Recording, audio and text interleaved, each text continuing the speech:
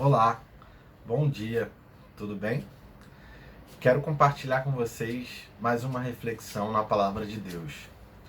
Hoje eu quero ler no Evangelho de João, capítulo de número 8, que diz assim: Ao amanhecer, ele apareceu novamente no templo, onde todo o povo se reuniu ao seu redor e ele se assentou para ensiná-lo.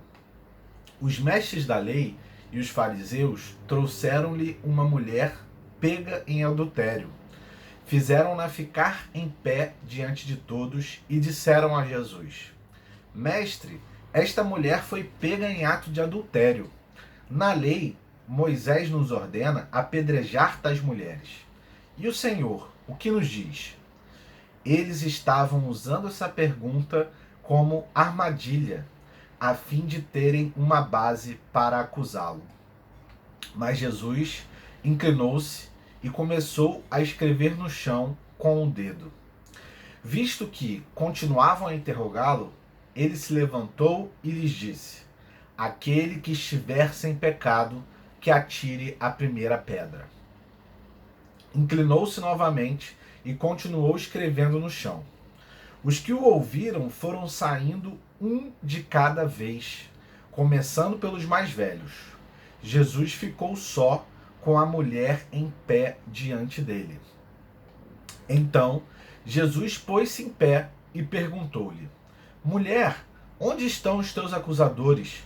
Ninguém a condenou? Ninguém, Senhor, disse ela. Declarou Jesus: Eu também não a condeno. Agora vá e não peques mais. Esse trecho, meus amigos, do Evangelho de João, nos relata mais uma ocasião na qual o Senhor Jesus se viu novamente em conflito com os líderes religiosos da sua época. Dessa vez, porém, nós vemos que eles prepararam uma armadilha para Jesus na esperança de conseguir provas suficientes para prendê-lo.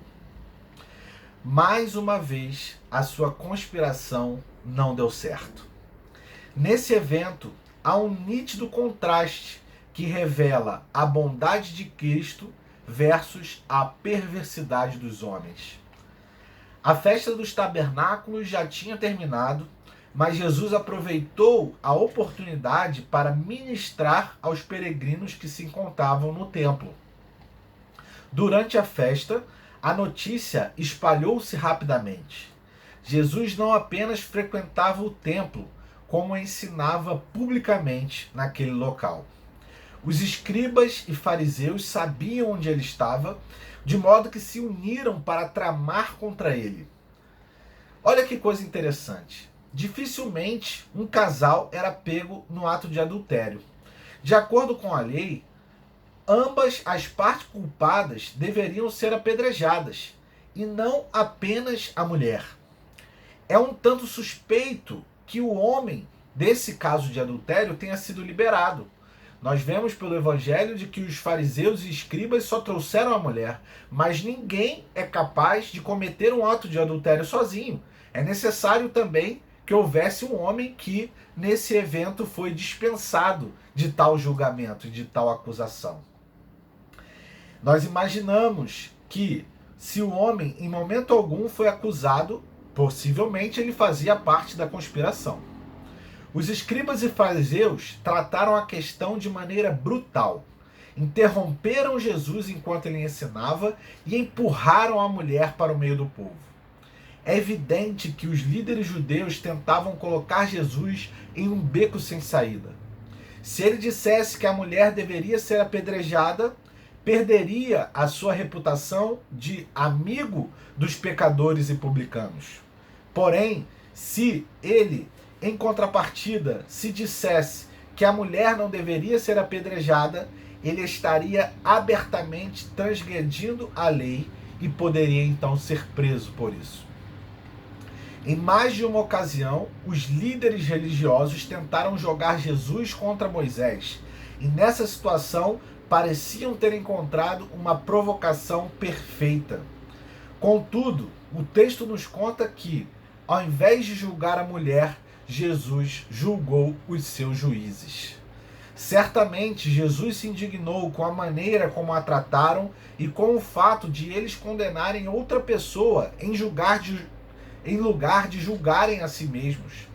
Ele respondeu à pergunta deles com uma simples orientação: aquele que estiver sem pecado, que atire a primeira pedra.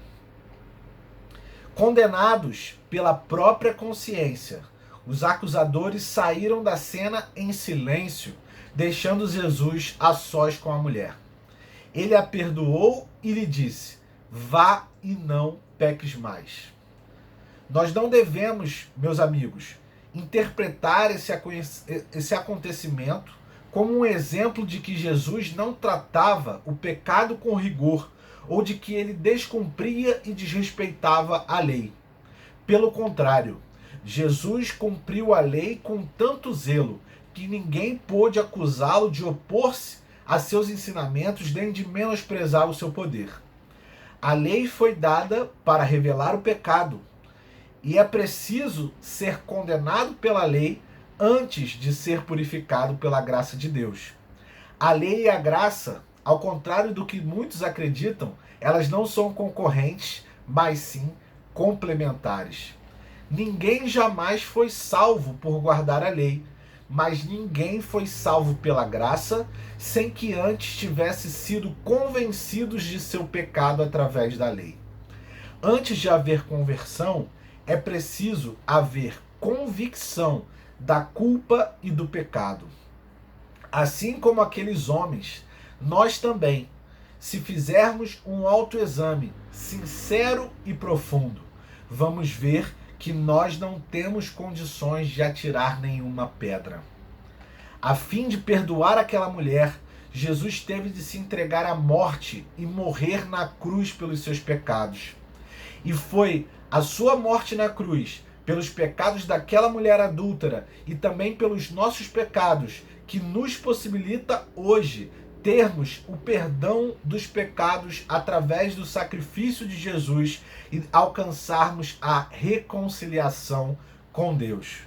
Meu amigo, minha amiga, não importa quão grande e quão profundo sejam os seus pecados, mas que nós possamos reconhecer os nossos pecados, pedir perdão a Deus por eles e que possamos abraçar o sacrifício que Jesus, o único homem sem pecado, fez por nós naquela cruz. Que você tenha um ótimo dia. Um abraço. Fique com Deus.